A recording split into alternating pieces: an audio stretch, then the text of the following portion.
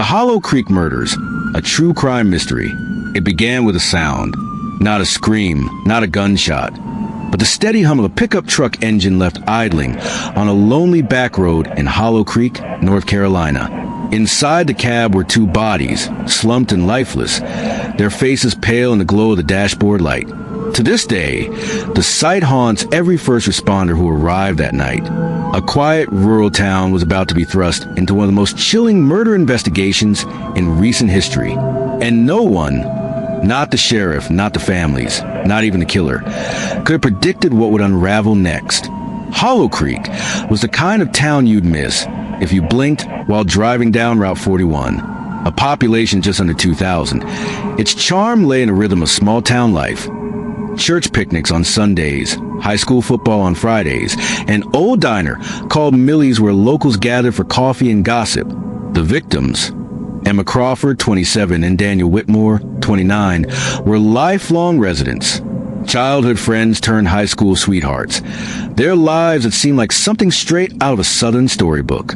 Emma, a nurse at the Hollow Creek Medical Center, was known for her compassion. Patients often said her voice could calm even the most restless child. Daniel worked construction, quiet and dependable, his reputation built on hard work and loyalty. By all accounts, they were loved, they were trusted, and they had no known enemies. That's why their murder felt not just cruel, but impossible. The night of October 12th, 2019, started like any other Friday. Emma had worked a late shift at the hospital. Daniel had been helping his cousin renovate a farmhouse on the edge of town. According to friends, the two had planned to meet for a late dinner, something they did often after their long work weeks. But they never made it home.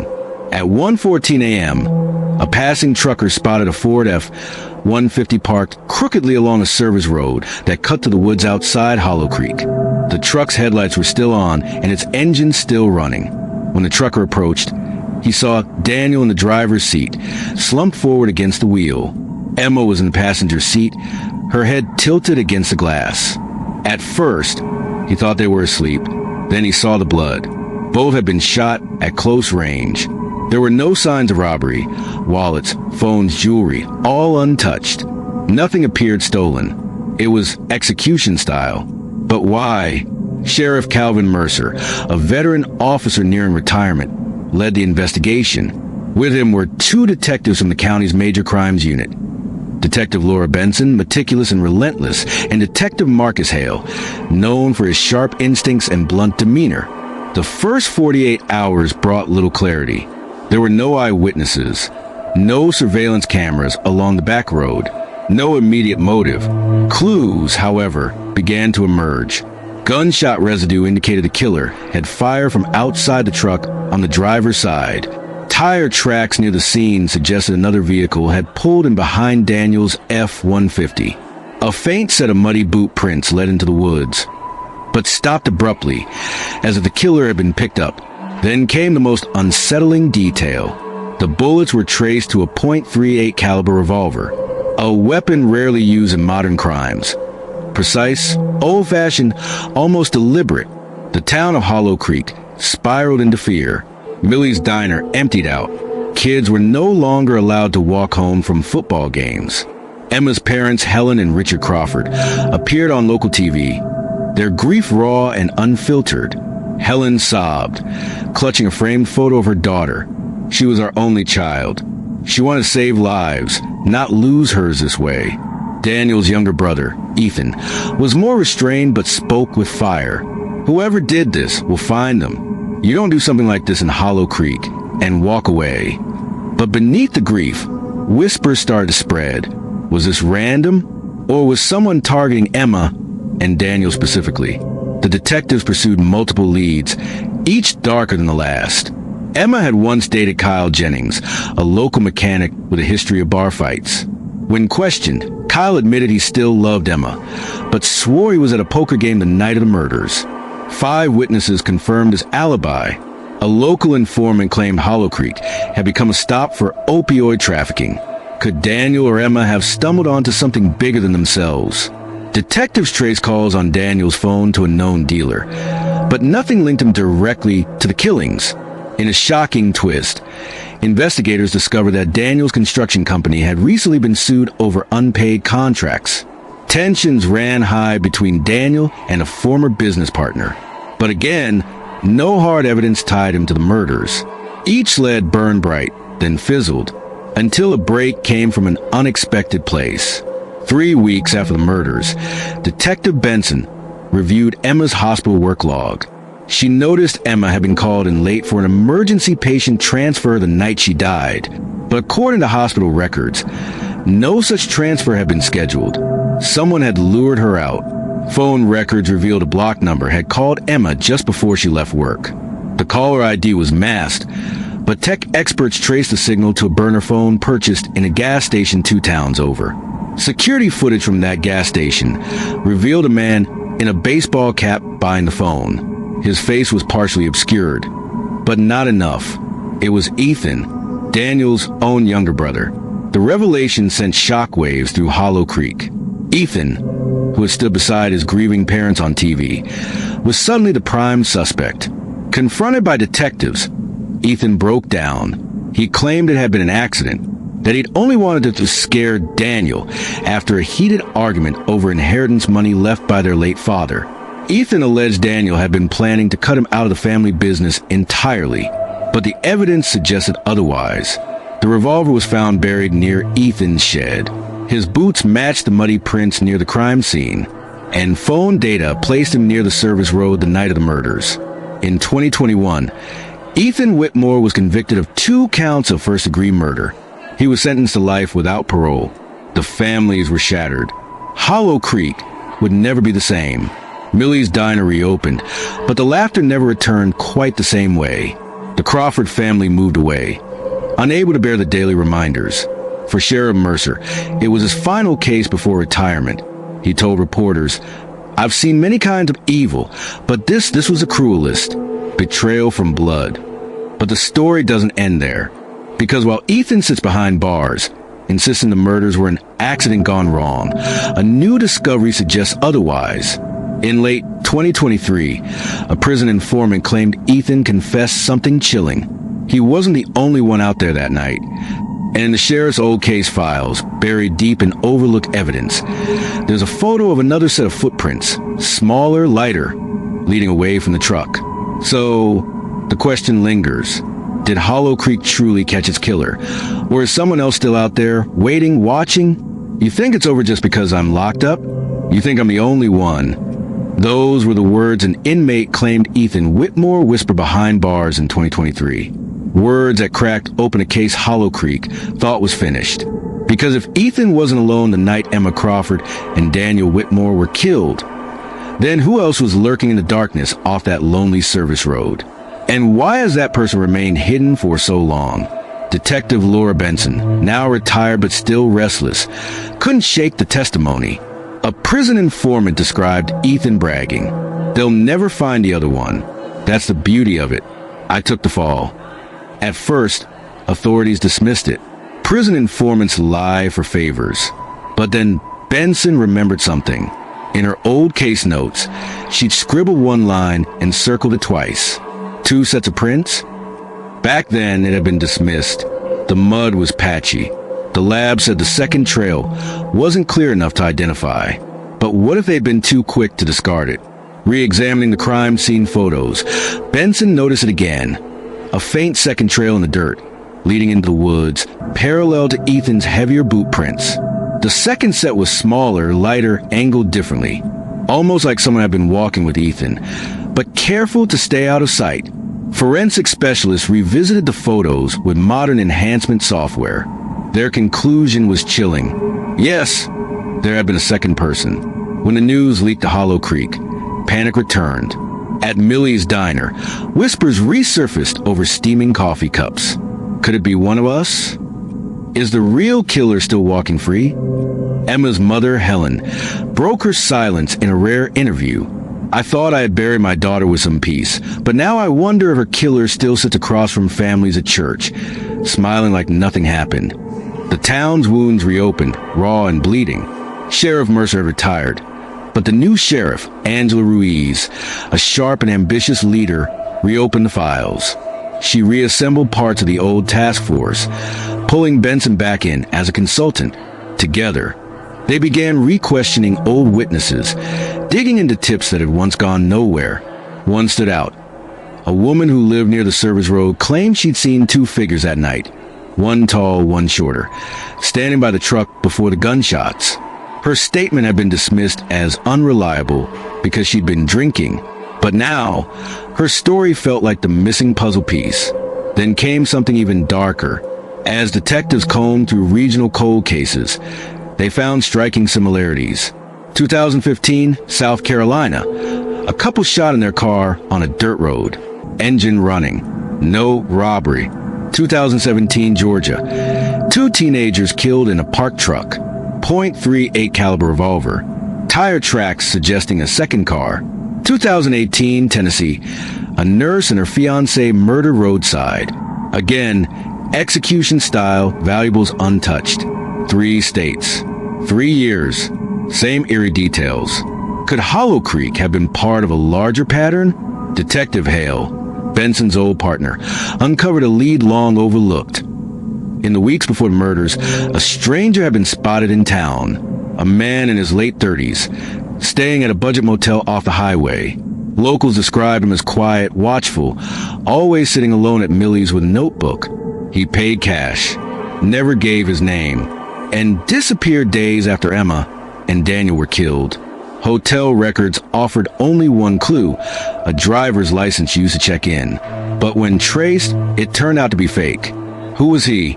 Ballistics experts made a stunning discovery. The .38 revolver used in Hollow Creek was linked by serial number to a gun stolen in Georgia in 2016. The theft had been tied to a drifter suspected of at least 2 other roadside killings. A man investigators called only by his street name, Rook. Could Rook have been in Hollow Creek that night? And if so, what was his connection to Ethan? Ethan's trial had painted him as a jealous, angry brother who acted alone.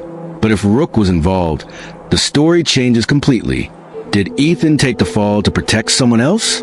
Or was he manipulated into pulling the trigger, while a far more dangerous figure orchestrated it all?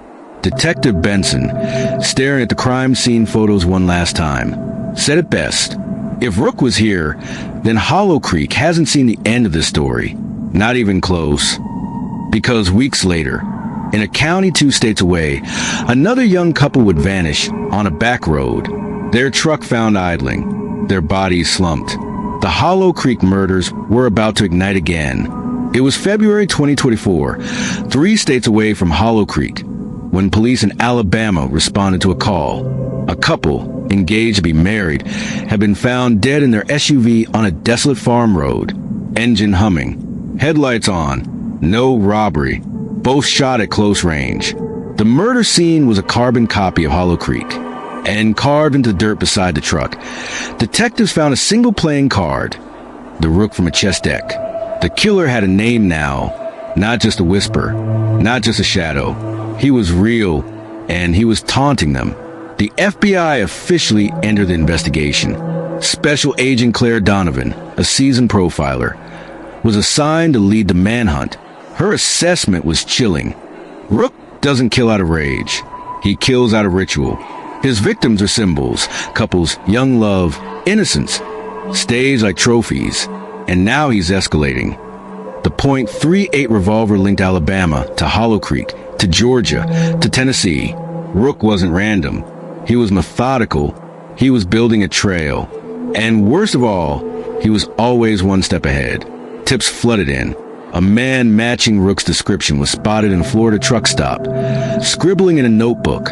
By the time agents arrived, he was gone. In Kentucky, a pawn shop owner claimed a nervous stranger tried to trade an old revolver. Security cameras caught his face, blurry, angled, but unmistakably the same man from Hollow Creek's motel. A Greyhound bus driver swore a passenger called Rick rode from Atlanta to Memphis. Polite, quiet, and gone the next day. Every lead ended the same way. Too late. Rook was a ghost. Meanwhile, behind prison walls, Ethan Whitmore began to change his story. He now claimed Rook had manipulated him, that Rook promised him money, power, even revenge against Daniel. He made it sound like justice, Ethan told investigators. But when it started, I couldn't stop it. Was Ethan a pawn or a partner? Detective Benson didn't buy his excuses. But Agent Donovan wondered, could Ethan's connection to Rook be the key to predicting his next move? The FBI mapped Rook's suspected killings. The timeline stretched nearly a decade. 2014, Mississippi. A young couple shot in their pickup. Case unsolved. 2016, Georgia. Gun store burglary. .38 revolver stolen. 2017 to 2019, South to Midwest. A string of eerily similar couple murders, all roadside, all unsolved. 2019, Hollow Creek. 2024, Alabama. Each crime scene aligned along major highways, like chess moves on a board. Donovan whispered, staring at the map. He's playing across the country. In May 2024, Rook struck again, but this time, someone survived. A college student in Nashville stumbled bleeding into a gas station after being shot while parked with her boyfriend. She survived. He didn't. When she regained consciousness, she described the shooter. White male, late 30s, calm, like he'd done it before. He said, "Don't worry, I'm just teaching him a lesson." For the first time, they had a living witness, and she confirmed the name he gave when he leaned close. Rook. By now, Hollow Creek was infamous. Reporters descended on the small town, branding it the birthplace of Rook. Families of Emma and Daniel were hounded by media vans. Helen Crawford, exhausted by cameras on her lawn, pleaded on national TV, "Please, don't turn my daughter's death into a circus. Catch him. That's all that matters." The town that once grieved privately now lived under the harsh glare of the nation. As Agent Donovan dug deeper, a terrifying detail surfaced. Rook wasn't just choosing towns at random. His victims were often connected to hospitals, construction sites, or highway work zones. Emma Crawford had been a nurse. Daniel Whitmore, construction worker. The Alabama couple, one was a paramedic, the other a contractor. Rook was stalking people tied to the same professions. Professions that put them in transit, vulnerable situations. And then came the final blow. Hospital records showed Emma had unknowingly treated Rook just weeks before a murder, after a minor car accident. He had been in Hollow Creek. He had seen her face. He had chosen her. The revelation sent shockwaves. Rook wasn't just a drifter. He was deliberate, targeted, obsessive. And then one final twist. In September 2024, an envelope arrived at the FBI's Charlotte field office. Inside was a single photo. It showed Detective Laura Benson walking into her home. On the back, scrawled in black ink, "Your move." Rook wasn't running anymore. He was hunting the hunters. The photo was no accident. When investigators opened the envelope and saw Detective Laura Benson captured walking into her own home, they knew the game had changed. Rook wasn't just hunting couples anymore. He was hunting them. And in chess, when the Rook moves, it moves straight for the kill. Federal agents scrambled to place Benson under protection. But Rook was always 2 steps ahead. The very next night, a deputy spotted a man in a baseball cap watching Benson's house from a parked car. When officers gave chase, he sped off into the woods. The car was later found abandoned, wiped clean, no prints, no DNA. But in the glove box, a chessboard sat with all the pawns knocked over. Only the Rook remained standing. Through witness interviews, a psychological portrait of Rook came into focus. A drifter obsessed with control, fixated on symbols of love and stability he never had, using couples as a stage to rewrite his own bitterness into power. Agent Claire Donovan summarized it chillingly. He isn't killing for money, not even for revenge anymore. He's killing for performance, for us to watch. And now, he had chosen his final act. The FBI crafted a desperate plan. They leaked a false report to the media that Detective Benson would be speaking at a Hollow Creek town hall about new breakthroughs in the case. In reality, the hall was rigged with agents, surveillance, and roadblocks. If Rook was watching, if he was bold enough to taunt them, he would come. On the night of the stage town hall, Hollow Creek held its breath. Benson walked onto the stage, a spotlight on her, reading prepared remarks. Agents sat hidden in the crowd. Minutes ticked by. Nothing. Then, across the street, a fire alarm suddenly blared in the motel. In the chaos, a figure slipped through a back alley, moving toward the hall's side entrance. It was him. Agents swarmed. Rook ran. A chase tore through Hollow Creek streets, ending at the edge of the same wooded service road where Emma and Daniel had been killed. History, it seemed, demanded to end where it began. Cornered, Rook raised a revolver that had haunted half a decade of killings. But this time, it never fired. A sniper's shot rang out. Rook fell. When agents searched his pockets, they found a final note scrawled in jagged handwriting. Checkmate. The murders officially ended that night. Hollow Creek, after years of grief, finally exhaled. Emma and Daniel's families held memorials free from reporters. Sheriff Mercer, long retired, said quietly to Benson, "You finished it. You brought light to where there was only shadow." But the cost lingered. Dozens of families across the South still mourned. Answers could never restore what Rook had stolen. True crime often leaves us searching for reason, a neat explanation for horror. But the Hollow Creek case reminds us of something darker. Sometimes evil doesn't follow reason. Sometimes it isn't about money, jealousy, or revenge. Sometimes it's about control, about power, about watching the world burn and daring someone to stop it. And when justice finally comes, it's never enough to heal the scars, but it's the only shield we have against the darkness. As we close this story, one haunting thought remains. If Rook hadn't been stopped, how many more lives would he have claimed? And more unsettling, how many other Rooks are still out there unnoticed, planning their next move? Dear viewers, what do you believe? Do killers like Rook ever truly vanish with one arrest? Or does evil always find another face to wear? Don't forget to like, share, and subscribe to our channel for more interesting tales.